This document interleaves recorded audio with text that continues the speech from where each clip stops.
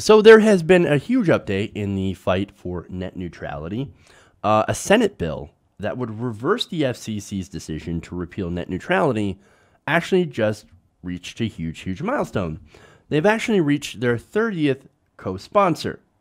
Now, what does that mean? That means that the bill will now receive a vote on the Senate floor, and Democratic Minority Leader Chuck Schumer is actually saying that he will put it on the floor. So he wants to put it to a vote.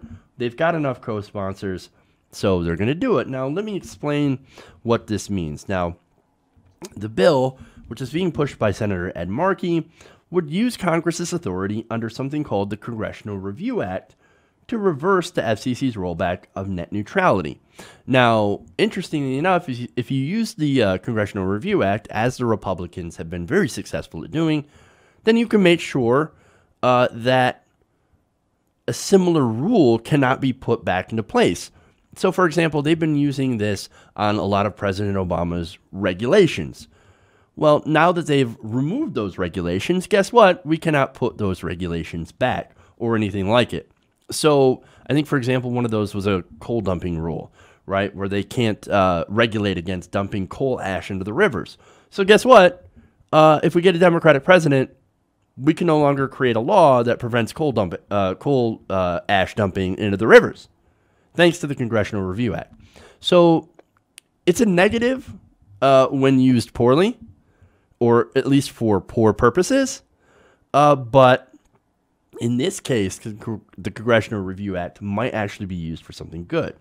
Now, that means that net neutrality, in this case, if it actually passes a vote and, of course, gets signed by the president, that would be a great outcome. As Hill explains, under the CRA, if a joint resolution of disapproval has enough support, it can bypass committee review and be fast-tracked to a floor vote. If the bill is passed and signed into law, it would vacate the FCC's vote last month and prohibit the agency from ever trying to repeal the rules in the future. Lawmakers have 60 days after the FCC submits its regulations to Congress to pass the CRA.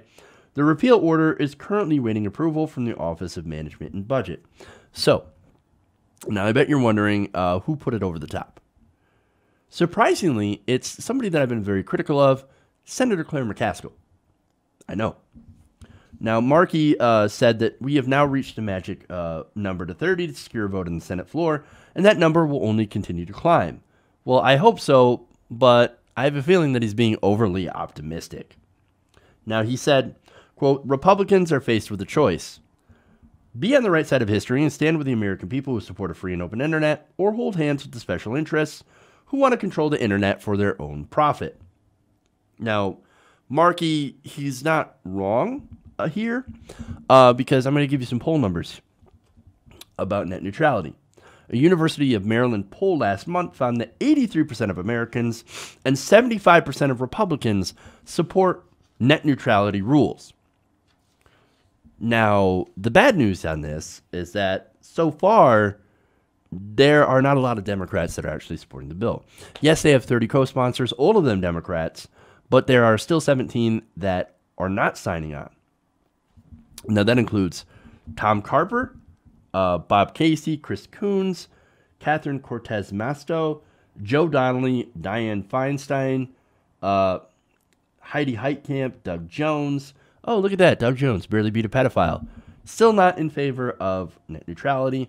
Joe Manchin, of course, Bob Menendez, Chris Murphy, Patty Murray, Bill Nelson, Tina Smith, John Tester, and Mark Warner. So a lot of these names are pretty familiar because a lot of them are corporate Democrats. These are the people that claim to be moderates. Oh, no, we're more in touch with the people. Turns out the people are more moderate. They're looking for not Republican solutions or Democratic solutions. They're looking for moderate solutions. We're right in the middle with the rest of America. Really? 83% of all Americans, that's Democrats and Republicans and independents, they all support net neutrality rules. You're not standing with Americans in the middle. You are standing with the special interest. You are standing with the giant telecommunications corporations that want to eliminate net neutrality rules. Why? So they can make billions of dollars. They can put in their fast lanes. They can block and throttle content. And they can do it with impunity. And they can do that so they can make millions and millions and billions of dollars. So politically, this is a slam dunk. Even if they don't actually win on this issue, they can actually appeal to their constituents. Again, Republican politicians have constituents that believe in net neutrality rules. 75%, right? This is a hugely bipartisan issue. They can actually use that in the 2018 midterms. Now, do they have any Republican support? Absolutely not, right? Now, we know why the Democrats and Republicans aren't putting in so far. It's because they're donors, right? Their donors hate net neutrality. These same companies put billions of dollars, or millions of dollars, I'm sorry, into Senate campaigns, and they do not want this. So here you have Dianne Feinstein and some of the others. They're going to go with their donors. They're standing on the side of the special interests, for now at least. But we do have 30 Democrats plus independents, for example, Angus King and Senator Bernie Sanders, that have signed on to this. So, but any Republicans? No, absolutely not, because they're all bought by special interests. Now, politically, that should hurt them in the midterms, right? But we do have gerrymandering and all that, so I don't know. But the Democrats are making this a political gamble by making the Republicans take a public stance, and I actually think that's a good political strategy. However, far beyond strategy, I actually just want this to win. This is a winning issue. This is Americans. Most Americans want net neutrality rules. There is no reason why we should have, why we should eliminate this. This is good policy. But again, I don't know if it's actually going to win. And that's what's sad. And if that isn't a huge indictment of our system, plus the Democratic establishment and the role of money in politics, I don't know what is.